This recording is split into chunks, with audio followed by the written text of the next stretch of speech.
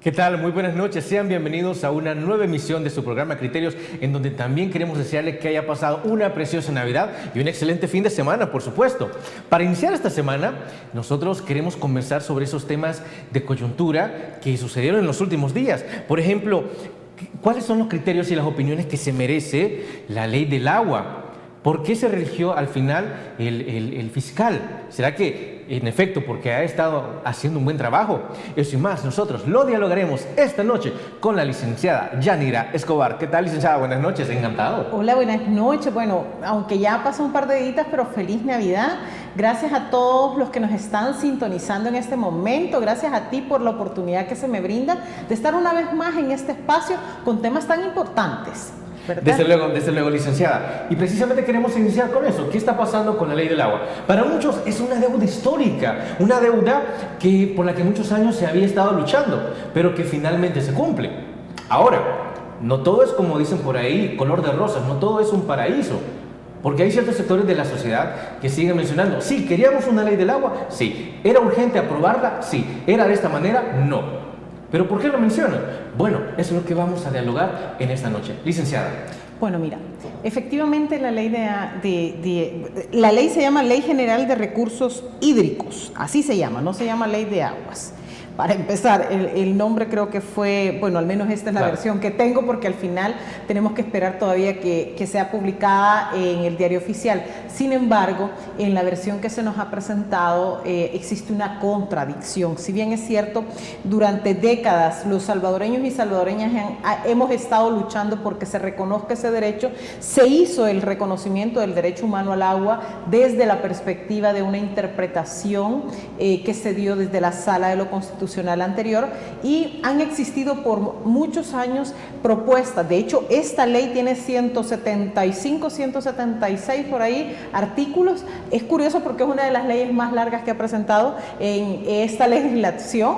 Casi que ellos se identifican mucho, se caracterizan, los amigos de diputados de la bancada CIAN, por hacer leyes bien pequeñas, bien escuetas.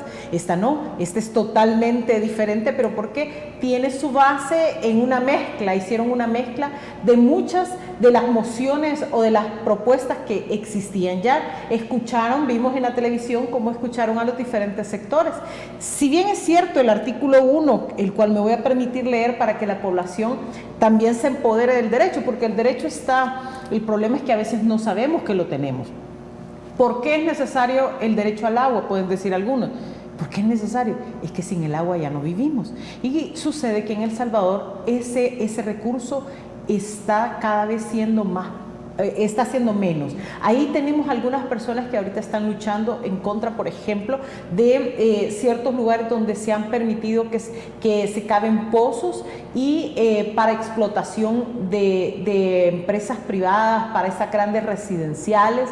Hay un pronunciamiento respecto, por ejemplo, que hay grandes centros comerciales que tienen unas fuentes hermosas que tal vez nos gusta ir a verlo, pero hay muchas personas, por ejemplo, en el Cariño, se llama, en Guazapa, en el cual ellos no tienen agua, ellos toman agua en unos cántaros, en guacales, en lo que sea, pero ellos no tienen todos los días el agua. Entonces el derecho humano al agua, aunque ya está reconocido por ley, en la parte efectiva no se está dando. El artículo 1 de la ley, aprobada por los diputados en su mayoría de la bancada CIAN, y también curiosamente, y digo curioso, ya me voy a referir por qué, el diputado Johnny Wright, el representante de nuestro tiempo, él votó. Casualmente, digo casualidad porque al final también él tuvo su valoración, que por parte de muchas personas fue discutible, y es que él tiene un interés, ¿verdad? Él viene de una familia que tiene empresas, creo que de caña, por ahí va el asunto, y creo que la caña es uno de los rubros que necesita mucha agua, y entonces Curiosamente, aunque se reconoce el derecho humano al agua y que todas y todos tenemos derecho a eso, que tiene que ser, ¿cómo se llama? Utilizan la palabra asequible, o sea, significa que debe ser, que es nuestro, ¿verdad? Más adelante se concesiona, se da la autorización para que la institución que se crea con esta ley pueda concesionar por 15 años de manera prorrogable indeterminadamente la explotación de mantos acuíferos a empresas o a industrias privadas. Eso puede ser hasta en menoscabo de la población y ya lo estamos viendo, por ejemplo, allá en Aguachapán, en la comunidad La Labor, que es un asentamiento de más de 1000 personas. Ya hemos hablado aquí de la comunidad La Labor, y todo el problema legal que ahora tienen algunos de sus habitantes radica en la defensa que ellos tuvieron del derecho humano al agua, que conste que en ese momento no existía la ley, pero sí la propuesta. Dice el artículo 1 de esta ley. Está en el capítulo 1, título primero, derecho humano al agua y saneamiento. Miren qué interesante, agua y saneamiento. O sea, usted tiene derecho a tomar esto que nos da vida, pero también esto, acuérdese, que nos limpia, ¿verdad? Entonces dice, y saneamiento, porque es importante para la salud. Entonces dice, El Salvador reconoce el derecho humano al agua, siendo este el derecho de todas las personas a disponer agua de calidad, suficiente, segura, accesible y asequible. Asimismo, también reconoce el derecho humano al saneamiento, siendo este el derecho que tienen las personas sin discriminación alguna a un saneamiento que sea salubre, higiénico, seguro, social y que garantice la dignidad. Ambos derechos son componentes del derecho a un nivel de vida adecuado. Esto es lo más importante. Está diciendo el legislador a un nivel de vida adecuado. Al principio les dije, ¿por qué es importante el derecho al agua? ¿Por qué es reconocido como derecho humano? Es que si usted puede vivir sin comer, pero sin tomar agua no puede. Usted no dura, pero ni 2 días. Si usted, por ejemplo, tiene una enfermedad como la diabetes, usted no puede pasar ni 2 días, ni un día sin tomar agua. Usted deja de tomar agua siendo diabético, se muere. Entonces, el agua es vital, el agua es necesaria y es preocupante para muchos de los salvadoreños y salvadoreñas que hablan de este tema, porque hay especialistas, hay ambientalistas que han dejado en entrever que, si bien es cierto, se está reconociendo desde el artículo 1 el derecho humano al agua y esta parte que dice a un nivel adecuado de vida, el derecho a un nivel adecuado de vida, esa manifestación de voluntad del legislador, esa institución jurídica que crea el legislador al respecto del derecho humano, va en una contradicción más adelante cuando se permite la concesión de pozos de explotación del recurso hídrico hasta por 15 años, y estos 15 años pueden ser prorrogables de manera, no le puso un límite el legislador. Entonces pueden tener toda una vida de usted, pueden estar quitándole el derecho humano al agua, la industria, por ejemplo. Y no vemos que exista una política, al menos pública, decantada que la industria y el comercio haga un uso prudencial del agua. El Salvador ya nos estamos quedando sin agua. Dicen por ahí que muy pronto las luchas sociales van a ser por el agua. Acá en el lado de Apopa significa, me decían, que el agua que se evapora, que vapores del agua. Ahí hay mantos acuíferos. Por el lado del Valle del Ángel es donde han concesionado de esa manera un pozo para que sea explotado por una empresa privada dedicada a la creación de una gran colonia ahí. Entonces va a haber un momento que tengamos casa pero no vamos a tener agua, y entonces ¿de qué va a servir si nos vamos a morir? La contradicción del derecho humano al agua entra cuando el legislador da la oportunidad para que esto se pueda explotar, y no estableció que esto fuera con un plazo en específico. Imagínense, y vamos a hablar de este derecho reconocido, pero que está allá en la comunidad La Labor en Aguachapán. Ellos estaban discutiendo con una empresa a la cual se le había concedido, al menos pidió a la autorización para que explotación de ese pozo. Estaban peleando que si esta empresa sacaba el agua de ese pozo, el pozo que abastece a la comunidad, que son también agrícolas, iba mermando. Y por eso ellos vinieron y se manifestaron.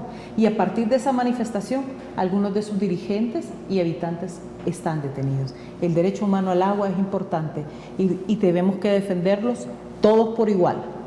Hay una pregunta, licenciada, que me ha quedado en el aire y que otros analistas han dicho, no, bueno, pero es que esta denominada Ley General de Recursos Hídricos, o también conocida como Ley del Agua, es una ley privatizadora.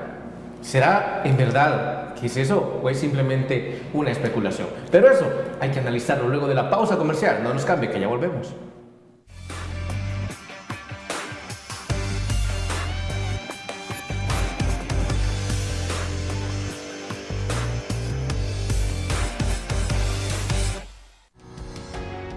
Samvar, una empresa que cree en la sostenibilidad ecológica y en la cultura de productos biodegradables en El Salvador, decididos a proveer las mejores soluciones en limpieza, porque cuidar el medio ambiente es tarea de todos.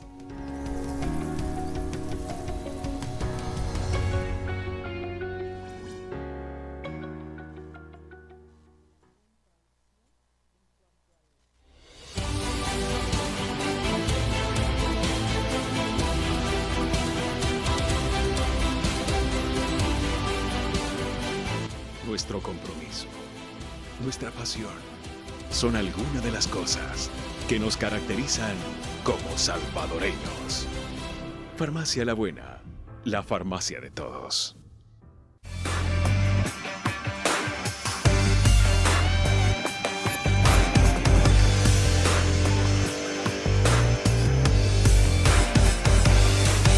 Una vez aprobada la semana pasada la Ley General de Recursos Hídricos, o también la llamada Ley del Agua, mencionaba el diputado Cristian Guevara que no había por qué preocuparse, ya que esto no era una causa o no era una ley que privatizara el agua.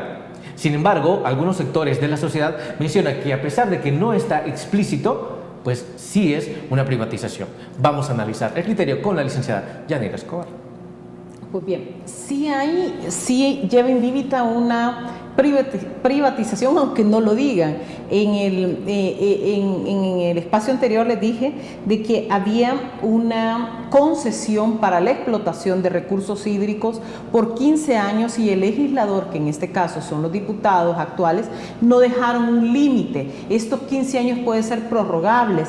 Crean una especie fiscal porque crean un impuesto alrededor o un pago alrededor de la concesión de esos pozos, pero también permite que algunas comunidades organizadas, ¿verdad?, puedan ellos también tener ese recurso, explotar ese recurso. Me voy a referir a esos dos aspectos, pero antes les digo que crean la Autoridad Salvadoreña del Agua, ASA. ¿Qué es lo que va a hacer? Es una autoridad administrativa. ¿Desaparece ANDA? No, no desaparece. ANDA va a estar distribuyendo el servicio.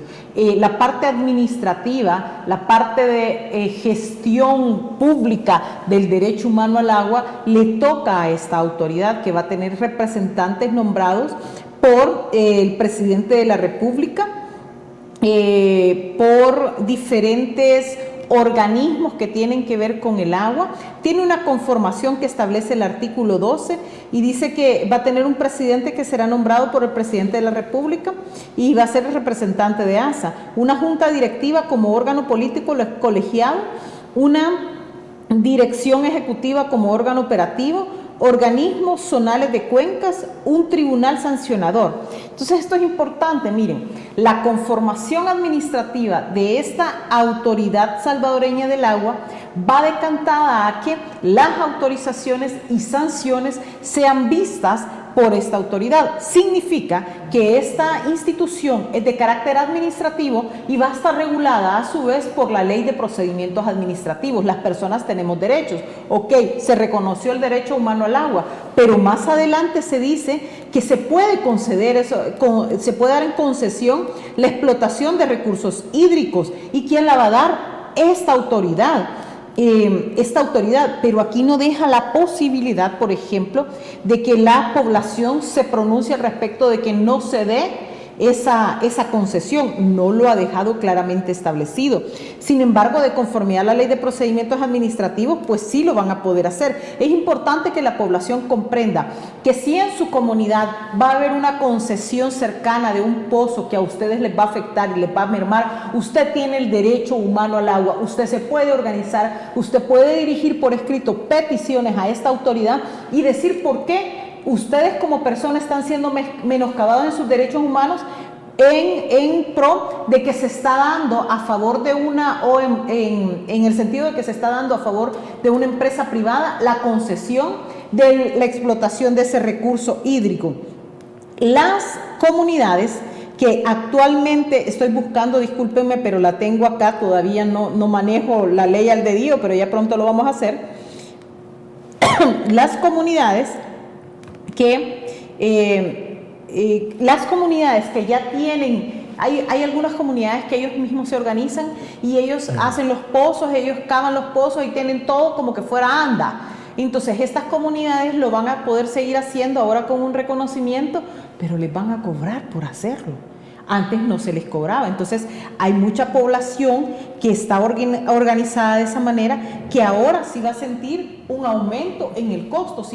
Hay población que paga en esta junta de agua, pagan algo significativo como para la parte administrativa y de operación de este recurso. Entonces, estas personas normalmente son personas de muy escasos recursos, pero ahora dijo el legislador que tanto por ejemplo, una gran azucarera, ¿verdad?, que necesita mucha agua, que es de la industria, va a pagar, así como va a pagar una junta de agua. Entonces hay una clara desigualdad, pero además hay una privatización de alguna manera, porque está dejando en manos privadas un uso que es de bien común. A ver, licenciada, también la bancada CIAN mencionaba que, por ejemplo, se les daba 15 años respecto a la incertidumbre jurídica que podrían representar las empresas. Entonces, desde su perspectiva, ¿en verdad puede haber incertidumbre si tan siquiera lo dejaran 5 años y no 15? Es que ellos se basaron escucharon mucho a la industria. Por ejemplo, ahí estaban de una empresa que se dedica a hacer, y es internacional, a hacer pinturas, ¿verdad? Entonces, ellos necesitan mucha agua. Entonces decía, bueno, miren, no nos den, ahorita no existen esas concesiones. ¿No han dialogado con las comunidades? Pues yo creo que sí dialogaron, pero no escucharon. Sí estuvieron ahí, pero no tomaron en cuenta. Y eso no solo lo digo yo, sino que lo están diciendo las mismas comunidades. Miren, el valor agregado a esto es que se reconoció el derecho humano al agua, y contra eso nos vamos a la Constitución de la República, que dice que tenés derecho a la vida, y contra eso nos vamos a el artículo 86 de la Constitución de la República, que dice que no puedes hacer más allá de lo que la ley te permite, ni privarte de el funcionario público no puede hacer más allá de lo que la ley le permite. El artículo 86 es el principio de legalidad. Haciendo una integración de la norma, si a usted en algún momento le disminuyen su calidad de vida porque se está concesionando el derecho al agua en manos privadas, a pesar de que esto sea una industria, usted puede ir y negociar con el Estado. ¿Y cómo lo va a hacer? A través de esta autoridad, porque esta autoridad es administrativa. Y si no, ahí está la sala de lo constitucional. El derecho, el reconocimiento, lo bueno y lo que se aplaude es el reconocimiento al derecho humano al agua y a la calidad de vida que establece el artículo 1, eso es lo principal. Ahí es donde usted tiene que hacer valer todo derecho que se le esté menoscabando. ¿Por qué? Porque si usted no tiene agua no sobrevive, ¿verdad?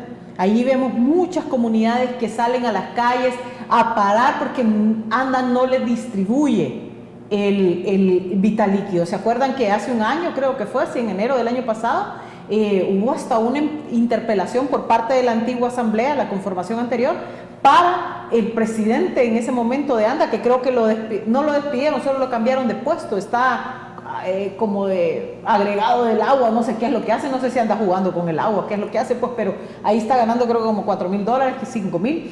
Entonces, pero en ese momento la distribución del agua era sucia, nos decían. Entonces, esta ley ahora reconoce que eso no se debe de hacer.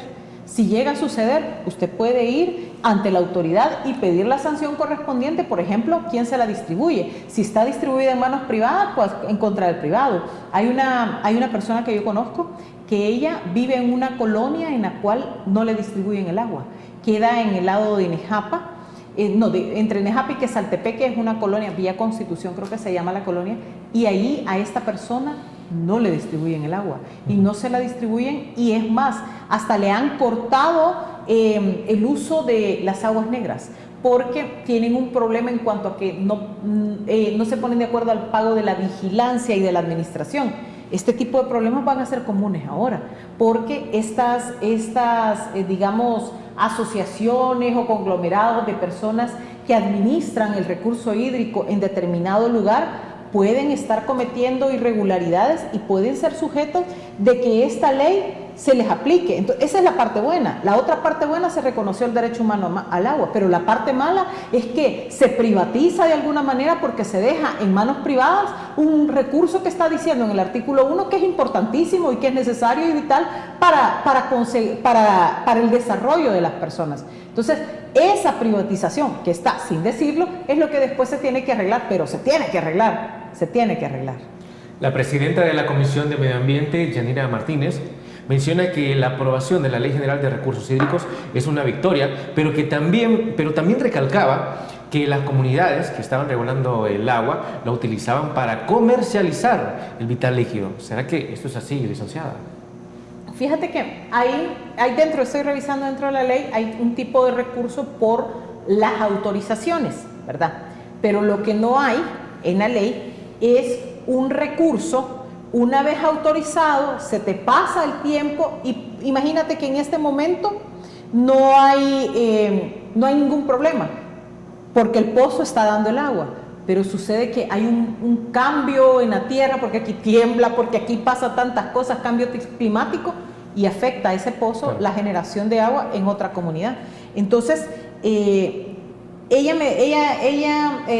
la señora presidenta de esta comisión, si bien es cierto, lo ve como un éxito, creo que ella sabe perfectamente, porque ella entiende de temas de cambio climático, porque ella entiende de estos temas, son temas meramente muy técnicos, y ella sabe que le queda debiendo mucho a la población, muchísimo, porque esta confusión que ha dejado en la ley es perniciosa para la población que más lo necesita, la que no tiene el servicio hídrico, porque la verdad es que esta ley tuvo que buscar uno de los componentes que la sociedad civil peleaba, o la lucha que tenía era la equidad. Aquí habla de equidad, pero ¿dónde va a haber equidad cuando, por ejemplo, en centros comerciales, en un país como el nuestro, en el cual estamos en subdesarrollo, permitís que hayan grandes fuentes de agua, pero hay otros lugares donde la persona no tiene para el agua, tiene que comprarla? Si bien es cierto, hay algunos que la distribuían a sobreprecio, pero para poder regular eso no era necesario ponerles un impuesto a ellos.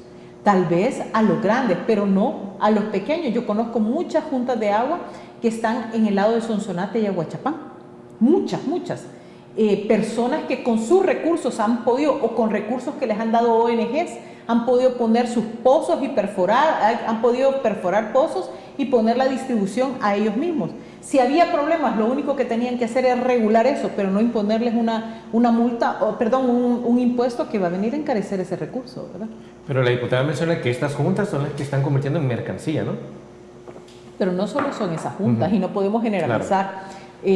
Si lo vemos como mercancía, bueno, tenemos empresas que utilizan agua para venderla embotellada, ¿verdad? Esa es mercancía. Ellos no, ellos se la distribuyen adentro. Sí. Posiblemente hubo un abuso en el, digamos, en la cuota que les ponían, pero habrá muy pocos que tomaban el agua y la llevaban para otra parte. Pero eso se podía regular de otra manera, no privándolos del derecho, ni tampoco imponiéndoles eso es lo que principalmente, claro, es sobre lo que yo me pronuncio. O sea, hay una clara desigualdad y no hay equidad. Entonces, en la misma ley hay una contradicción con respecto al artículo 1. con respecto al artículo 1, todo lo que sigue, ¿verdad? En cuanto a la privatización, en cuanto al impuesto que se les va a pagar. Y creo que no es justificación suficiente decir que porque unos abusaban, todos son abusadores y entonces por eso a todos los vamos digamos, a sancionar de alguna manera con ese impuesto. Entendido, licenciada. Y en otro orden de ideas, quisiéramos dialogar. Al final del año, ¿cómo termina la oposición? ¿Cómo se termina de ver? ¿Será que se ha fortalecido? ¿Se ha debilitado? Pero eso lo veremos luego de la pausa comercial. No nos cambie, que ya volvemos.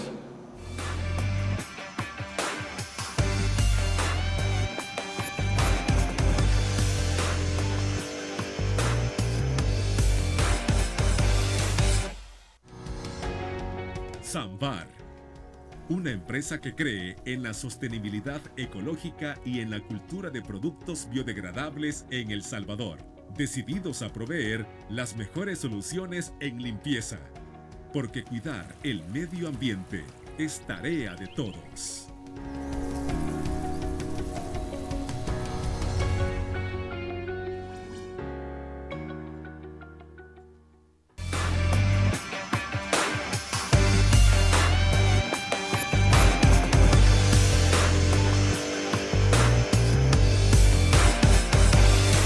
Recientemente la población se ha preguntado realmente cómo termina la oposición.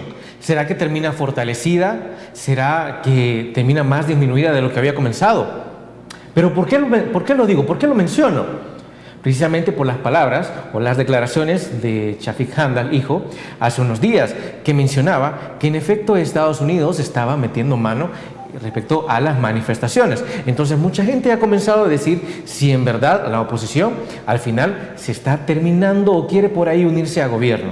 Al final, ¿cuál es el criterio de la licenciada Yanira Escobar? Bueno, hay que hacer un análisis, vamos a hacer un pequeño análisis geopolítico, aprovechando que el día domingo, sería domingo 2 de... ¿El domingo 12? El domingo 24, 25, el 26, ya uno aquí, el 26 de diciembre, se conmemoró los 30 años de que la Unión Soviética fue, ¿cómo se llama? Se convirtió en lo que ahora es, ¿verdad? Dejó de, digamos, con eso se terminó la Guerra Fría, lo que se llamó la Guerra Fría. A partir de esto, de esta decisión, pues nacen en Latinoamérica, se da el Foro de Sao Paulo, allá por 1990, porque las izquierdas, con esta teoría o con esta, digamos, inclinación por el antiimperialismo, deciden unirse para tomar en cuenta o para tomar decisiones de cómo la izquierda iba a ir avanzando con respecto a no permitir que Estados Unidos colonizara de alguna manera diferentes lugares en el mundo, ¿verdad? Entonces sucede que uno de los fundadores es Shafik Handal padre. Shafik Handal padre era del ala del Partido Comunista que conforma el FMLN. Obviamente el padre, el hijo es igual que el padre, ¿verdad? ¿Quién más es de esta ala? El señor Dagoberto Gutiérrez, el señor Merino. ¿Y quién más estaba en esta, digamos, tenía relaciones con esta ala del Partido Comunista del FMLN? Venimos de Rusia, pasamos por el Foro de Sao Paulo, las decisiones que se toman como izquierda y los representantes del Salvador, de la izquierda del Salvador en el foro, es Shafik Handal, es también Dagoberto y recientemente Merino. Merino, ¿quién es? Merino está muy cercano al presidente de la República, eso ya lo sabemos todos, ¿verdad? Entonces significa que un ala del FMLN, por contradictorio que parezca, está muy cercana al actual gobierno de El Salvador. Por lo tanto, las declaraciones que dio Shafik Handal tienen ese contexto, están en ese marco. Esto lo digo para que los amigos que nos están escuchando a esta hora de la noche, pues comprendan un poco de dónde vienen y por qué, cuál es una de las razones. Pues también sabemos que una de las presas que tiene en este momento, por parte de, digamos, las presas políticas que tienen, está la hermana de Shafik Handal. Les voy a comentar, yo he participado en las marchas y en esta última casualmente estábamos por Catedral, ya habíamos caminado bastante y vi al señor Chafik Handal, andaba él de amarillo con unas letras negras y rojas y unos rótulos donde decían presos políticos. Pero me resultó extraño que a los 2-3 días empezó a hacer un video diciendo que la marcha había sido financiada por Estados Unidos. Personalmente les digo, yo formo parte de un nuevo movimiento ciudadano que se llama Movimiento Ciudadano de Libertarios de El Salvador, Movimiento Libertario del Salvador. Dentro de este movimiento estamos ciudadanos que estamos en política pero no partidaria. A nosotros nadie nos pagó, al contrario, ponemos de nuestros propios recursos para llegar, ponemos nuestra gasolina en nuestros carros, los que vamos en carro, o si podemos ayudarle a un amigo que no lleva carro, véngase con nosotros, y así es como trabajamos. Se llama convicción, algo que muchos no comprenden. La oposición no es oposición a Nayib Bukele porque él sea el presidente, es oposición a las decisiones dictatoriales que está tomando el gobierno de El Salvador. Pero sucede que, a pesar de que Chafik en ese momento acompañó esa lucha, después dijo que era Estados Unidos el que había financiado todo esto y entró en un pleito bastante ilógico, ¿verdad? Él andaba ahí defendiendo el derecho de su hermana que está detenida. Dice que es presa política. Es más, al siguiente día iba a haber al siguiente domingo hubo una manifestación con respecto a eso. Pero eso no sería como dispararse en el pie, que él me dice que él andaba en las marchas, luego menciona que Estados Unidos financia, no sería como ponerse a pensar. Entonces también él ha recibido dinero, suponiendo que eso sea cierto. Hubo una persona que en redes sociales manifestó que se había ido porque esas marchas eran del FMLN. Yo le dije a esta persona, le increpé y le dije, no, discúlpeme, yo soy del Movimiento Libertario de El Salvador y no soy del FMLN. Usted no tiene ningún Entonces, vínculo. yo no tengo ningún vínculo, yo llegué por convicción y porque, ¿cómo se llama? Así fue la convocatoria en general. Y no solo convocó una entidad, sino que son varios movimientos. Ahí andaba, por ejemplo, el doctor Fortín Magaña con su Movimiento Libertad. Ahí andaba el juez Toño Durán, apoyando la causa y denunciando lo que está sucediendo con los diferentes nombramientos ilegales de jueces impuestos con cero experiencia y que están impartiendo mal justicia. Yo he tenido, por ejemplo, como abogada en mis redes sociales, algunas consultas de personas que me dicen, mire, es que fíjese que el juez, por ejemplo, hay una en Sonsonate, la jueza es nueva y decretó detención provisional con instrucción formal a una persona, pero no remite el expediente, y entonces resulta que como el expediente del juzgado de paz no ha sido remitido y ha pasado casi un mes al juzgado de instrucción, la persona, el imputado, no puede hacer su derecho a pedir una revisión de medidas, y es una persona, era un joven que andaba trabajando de Uber y que lo relacionan a un homicidio, pero resulta que esta persona no estaba en el lugar de los hechos. Entonces difícilmente pudo asesinar a una persona que le están diciendo que es un actor material. Entonces no pudo haber sido. Entonces, pero hubo una valoración ahí de la jueza. Por ese tipo de cosas, el juez Durán está hablando por los jueces de la Constitución. Entonces es falso que Estados Unidos nos haya financiado. Es falso lo que dijo Chafik Handal, y no creo que lo haya dicho en nombre del FMLN. Yo más creo que va por el contexto que les decía yo. Hay un ala del FMLN que posiblemente termine más cercana a Nuevas Ideas. Lastimosamente, la concentración de poder aniquila de alguna manera la democracia. La desesperación nos está llevando a unirse a Nuevas Ideas. No sé si la desesperación o la identificación. Porque, ¿qué está haciendo el presidente de la República? Y ahí tengo que hablar del presidente, no de Nuevas Ideas, porque el partido Nuevas Ideas no lo está haciendo el presidente de la República con decisiones de tipo de nación, de relaciones exteriores, con relación a Estados Unidos. ¿Qué dice que somos? Que ya no vamos a ser el patrio trasero de Estados Unidos. ¿Qué más dice? Que hay un pleito bastante infundado por parte del presidente de la República con respecto a Estados Unidos, que ha decantado en una pausa de las relaciones. Eso en materia internacional es bastante delicado. Ya en este espacio yo he dicho, si no concuerdan los estados en relación a un punto, en materia de derecho internacional hay instituciones y hay leyes que permiten que se denuncie o que se diga algún intento de incursión, por ejemplo, de un Estado hacia otro, que es lo que está diciendo el presidente de la República. Pero no basta con poner un Twitter. Debería de tener ya a su ministra de Relaciones Exteriores hablando allá en la ONU, en la OEA, de lo que Estados Unidos nos está haciendo, pero hasta este momento solo estamos en palabras del presidente. Entonces, por lo tanto, lo que está sucediendo es que aquella línea antiimperialista que se ha manejado desde el Foro de Sao Paulo por parte de la izquierda ideológica a nivel latinoamericano, pues aquí en El Salvador está haciendo un eco. Y eso puede ser otra de las razones por las cuales el señor Shafik Handal, de propia voluntad, ¿verdad? Porque no creo que lo haga en nombre del FMLN, aunque no ha existido hasta este momento un pronunciamiento oficial también de su dirigencia, pero muchos militantes dicen no representa, porque muchos de ellos sí anduvieron en la marcha. Entonces puede ser que cualquiera de esas tres razones, ya sea que el tema del acercamiento por ser parte del Partido Comunista y cómo el Partido Comunista está cerca del presidente de la República y Nuevas Ideas, o el tema de la línea antiimperialista que ahora está manejando el presidente de la República, o también el tema de la hermana que está detenida y tal vez para buscar mediar sobre eso, ¿verdad? Interesantes puntos, licenciada. En otro orden de ideas, bueno, les comento que fue reelecto el fiscal Rodolfo Delgado. El análisis, luego de la pausa comercial. Ya volvemos.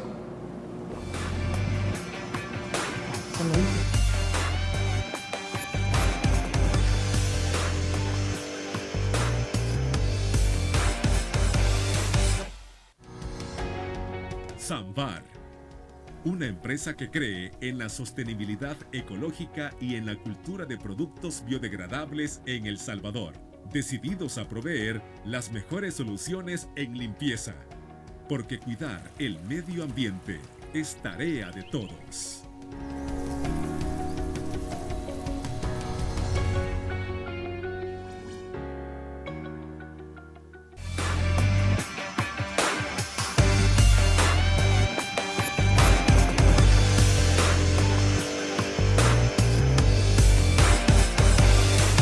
Durante la última marcha realizada el 12 de diciembre, una de las cosas que pedía la sociedad civil era la no reelección del fiscal general. Ahora bien, primero es que el fiscal por ahí tiene abierto un par de casos, pero mencionaba también el presidente, no le vamos a hacer caso a lo que mencionaba Jim Mays, que era, por favor, no lo reelijan. Pero a fin de cuentas fue reelecto. Ahora, ¿esto fue bueno o fue malo, licenciada? Bueno, mire, no hay una reelección y hay que aclarar eso. Para que existiera una reelección tuvo que haber una elección y el fiscal fue designado el 1 de mayo. No hay reelección. Okay. Ahora él se sometió a un proceso de elección. Lo que tuvo que suceder el 1 de mayo lo hicieron hasta ahora en diciembre. Entonces, por eso es que no hay una reelección. Un punto importante, y yo siempre dije, es que el problema no son los candidatos y candidatas. Hay que hacer acotación a lo siguiente. Esta legislatura es en la que menos se han postulado para ser candidatos en este caso, a fiscal. Fueron muy pocos. Pues mira, muchos de la comunidad jurídica opinamos de que el problema no es la elección, sino que no creemos en quienes eligen. Entonces el problema medular aquí no es que el fiscal sea idóneo o no, porque la idoneidad es porque es abogado, porque tiene una experiencia. Es más, este fiscal hasta tiene carrera dentro de la fiscalía, ¿verdad? Tiene una prerrogativa que, por ejemplo, yo no he sido fiscal, pero yo he estado en otra parte, ¿verdad? He estado litigando, pero soy abogado. Yo hubiera podido participar, sí, pero no creo en el proceso. ¿Y por qué no creo? Por las preguntas que ya estaban hechas, porque ya sabíamos que iban a querer designarlo nuevamente. Y así sucedió. Estados Unidos no se estaba oponiendo.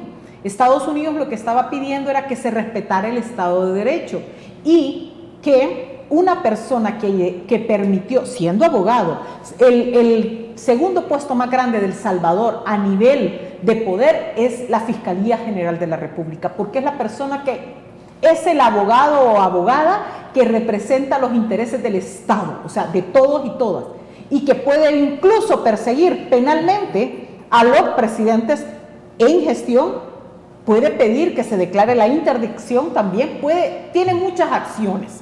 legales que puede hacer. Entonces, el que el fiscal general de la República esté genuflexo a la presidencia de la República no nos favorece como Estado. Y eso es lo que decía Estados Unidos en su calidad de amigo diplomático, pero no podía imponer, obviamente, y miren, no impuso. Si al final no les importó un bledo lo que dijera Estados Unidos, y es más, hasta hicieron campaña en contra de la señora Jean May por esa situación, sacaron hasta una supuesta conversación en WhatsApp, que yo duro que la señora utilice el WhatsApp para hablar de ese tipo de cosas, pero bueno, hasta nosotros de pueblo andamos con Signal, con no sé qué otras para si hay intervención, porque intervenciones telefónicas ya sabemos que hay. Entonces, ¿qué es lo que sucedió ahí? Pues sencillamente el problema medular y de fondo radica en que las personas que han elegido no son las idóneas. No a la persona que eligieron, no me refiero al candidato, me refiero a los que votaron. No sabían ni por qué ni por quién votaban. Muchos de ellos no saben ni leer. Muchos de ellos, bueno, desde que estaban en campaña, cuando iban a las entrevistas, muchos de los que ahora son diputados iban hasta con una paginita a leer. Desde ahí ya les estaban enseñando cómo iban a hacer su gestión legislativa, y efectivamente así es. Leen, llegan a leer. Entonces no comprenden lo que leen porque se equivocan bastante. El presidente de la República mencionaba que él sí le daba su respaldo al fiscal. Sí, le daba el respaldo, pero ahora pensemos. ¿El fiscal de la República tiene que estar por el respaldo del presidente? No debería de ser así. Al contrario, el presidente, siendo un buen estadista, debería estar a un lado y no dar su opinión. Porque no es que vamos a llegar a ser funcionarios públicos por el beneplácito del presidente. Porque entonces ahí es donde está la dictadura, precisamente. La dictadura actualmente no nos ha tirado ni una tan sola bala, pero se ha acabado la democracia. Este es el gobierno en el cual más funcionarios públicos han salido nombrados en casos de supuesta corrupción, ¿verdad? Yo quiero hacer acotación de lo siguiente. Por ejemplo, en el INPEP existe una junta directiva, el Instituto Nacional de Pensiones de los Empleados Públicos. En el año 2014-2015, el actual diputado Jorge Castro sí se llama, era director en representación del Ministerio de Trabajo, ahí en la junta directiva del INPEP. Él estaba nombrado por el ex ministro que ya falleció, Rafael Humberto Centeno.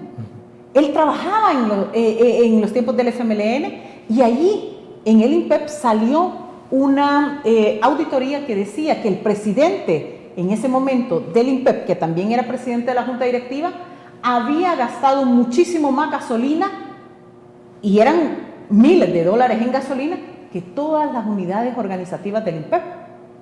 Una de esas, atención a pensionados, que salían a nivel nacional. Pero el diputado en ese momento, siendo abogado y representante en la junta directiva, él no pidió nada. Al contrario, él utilizó esa información para ir a pedirle al presidente del INPEP que les aumentara la dieta. Yo creo, licenciada, que de esto hay más de qué hablar, pero vamos a seguir luego de la pausa comercial. Ya volvemos.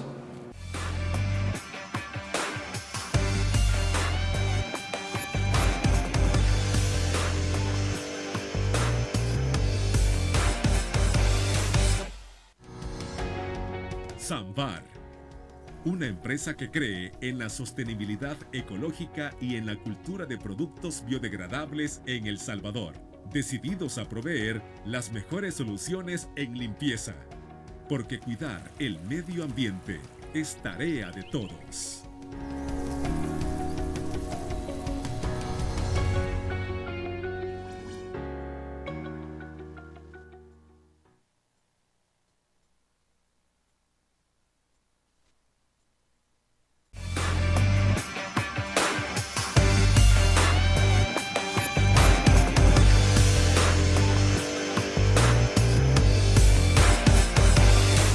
Si la elección del fiscal fue correcta o no, es por eso que nosotros analizamos los diferentes criterios. Continuamos, licenciada. Bueno, mira, te decía que las personas que eligieron no fueron las idóneas, y te puse el ejemplo del diputado actual de Nuevas Ideas, Jorge Castro, que siendo director en la junta directiva del INPEP, en administración del FMLN, del gobierno del FMLN, él trabajaba directamente con Rafael Centeno. En vez de él buscar por qué se estaban despilfarrando fondos públicos, lo que hizo fue negociar que se les aumentara la dieta a ellos como directores, y eso lo pueden constatar porque en los tiempos que él era director del INPEP sucedió ese aumento. Entonces, ¿qué puedes esperar de personas que están así, que están en la gestión pública, que tratan de justificar? Por ejemplo, el mismo Jorge Castro quiso justificar cómo se despilfarró $1 millón el 15 de septiembre para la celebración del bicentenario. O sea, estás hablando que las personas que eligieron no son idóneas, y el fiscal actual tiene mucho que deber, le debe mucho a la población en cuanto a investigación y persecución del delito, en cuanto a la separación que debe de haber de su función como fiscal general de la República. Yo le hago el llamado a él, ya que empezó mal la anterior gestión, rectifique en esta, aléjese de la línea oficialista y haga el trabajo que le corresponde, porque más adelante usted puede terminar también así como han terminado sus antecesores. No se lo deseo, por el contrario, que usted haga bien la gestión implica para nosotros también los abogados que vamos a tener un buen fiscal. Le deseo lo mejor, señor fiscal, aunque su elección no fue de la mejor. Interesante, licenciada, y le comento que hemos llegado al final del programa. Ha sido un verdadero honor tenerla por acá y siempre analizando sus criterios. Bueno, mira, gracias. Quiero aprovechar para desearles un feliz año, una feliz vida, que Dios nos provee en abundancia, y decirles que nosotros tenemos que creer en Dios primero y saber que este país es de todas y todos, y que luchando juntos sí podemos salir adelante. Ningún político nos va a sacar adelante, pero nosotros tenemos que increpar a los políticos, no hay que alabarlos. Diputados como Jorge Castro, que efectivamente han hecho mal su trabajo en la gestión pública, no merecen su confianza. Y cierro con esto. Desmond Tutu, que acaba de fallecer, un obispo de Sudamérica que luchaba por los derechos humanos, decía: si eres neutral en situaciones de injusticia, has elegido el lado del opresor. No tenemos que ser neutrales, tenemos que saber de qué lado de la historia estamos. Muchísimas gracias, pueden seguirme como Yanira Escobar, y gracias por la oportunidad. Dios bendiga a todas las vidas de estos salvadoreños y salvadoreñas que nos están viendo. Dios bendiga a El Salvador, y El Salvador somos todas y todos. Muchísimas gracias, licenciada, y a ustedes, amigos televidentes, gracias por habernos sintonizado en esta noche, y recuerde que, como siempre, el criterio más importante, incluso en esta última semana, lo tiene usted. Que descanse.